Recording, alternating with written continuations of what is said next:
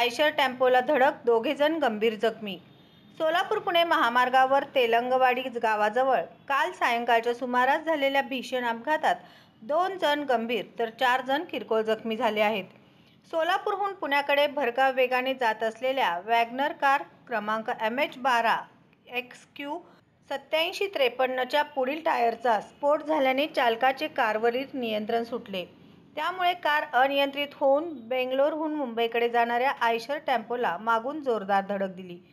या अपघातात कार चालकाच्या शेजारी बसलेल्या सौ रत्ना राजेंद्र परमाणी वय 65 राहणार पुणे या गंभीर जखमी झाल्या असून अन्य 4 प्रवासी किरकोळ जखमी झाले आहेत. जखमींना शेटफळ ग्रामीण रुग्णालयातून 108 शासकीय रुग्णवाहिकेच्या मदतीने डॉ. प्रदीप पाटील व चालक सिद्धेश्वर राऊत सोलापूर येथील खाजगी रुग्णालयात पुढील उपचारासाठी हलविण्यात आले.